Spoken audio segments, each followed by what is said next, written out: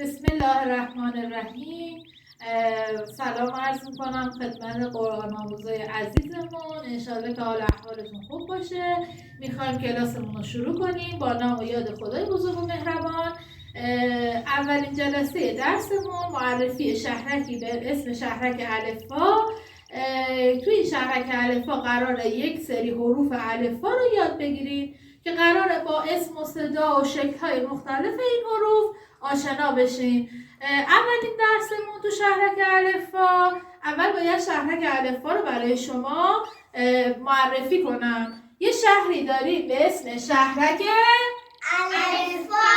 دنیا داره تماشا. آی قصه قصه قصه، یه قصه درسته، نه دست و پا شکسته، حروف زیبای ما توی شهرک نشسته.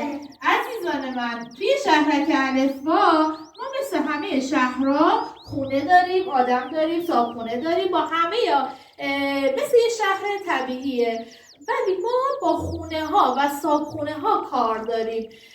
صابخونه اول ما شکلش این شکلیه. من برای شما شکل صابخونه اول رو میکشم. صابخونه دوم ما شکلش این شکلیه. حالا این صابخونه ها رو میخوایم به شما معرفی کنیم. یه قصه داره. قصه قصه قصه، یه قصه درسته، نه دست و پا شکسته، حروف زیبای ما توی شهرک نشسته. یکی بود یکی نبود، غیر از خدای مهربان هیچ کس نبود. یک روز آقای الف پلیس شهرک الفبا بود که قرار بود کارش چی بود؟ پلیس بود دیگه. کار پلیس چیه؟ که به همه مردم کمک میکنه. مراقب نظم انضباط خیابوناست، ماشین ها به هم نخورن، تصادفی پیش نیاد. به خاطر همین این آقای الف از راه دور داشت کار خودش رو انجام میداد. از راه دور یکی رو دید که داره میاد سمتش. بودو این کوچولوی ما داشت میومد سمتش. وقتی اومد سمتش بودو اومد نگاه کرد، بهش گفت حمزه کوچولو اینجا چه کار میکنی؟ حمزه کوچولو هم چون آقای پلیس رو میشناخت گفت سلام آقای الف. من با گریه و با ناراحتی گفت من راه خونه‌مو گم کردم، میتونی به من کمک کنید شما؟ گفت بله، چرا که نمیتونم، من کارم اینه که کمک کنم.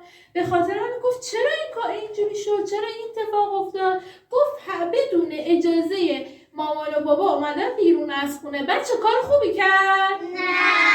درسته، کار خوبی نکرد. شما که نباید اینجوری باشی. شما باید همیشه از پدر و مادر اجازه بگیرید. درسته؟ بله.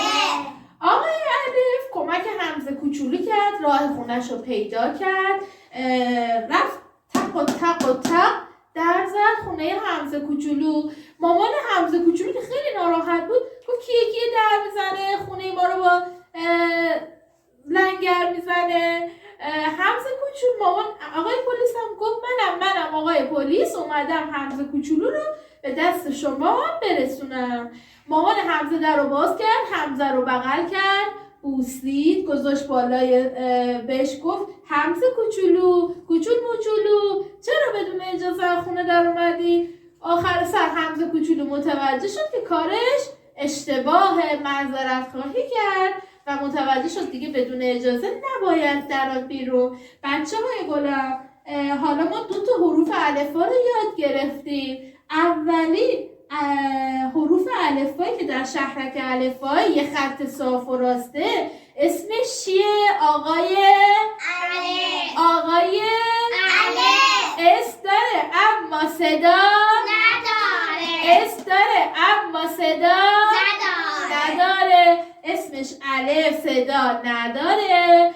بعد بچه ها گفتم شکل‌های مختلف حروف رو میخوایم یاد بگیریم. این الف بزرگ بود. یه دونه دیگه داریم چه شکلی بود؟ الف کوچیک بود. الف بزرگ و الف کوچیک. حالا این همزه کوچولو یادتون آقای الف گفت چی؟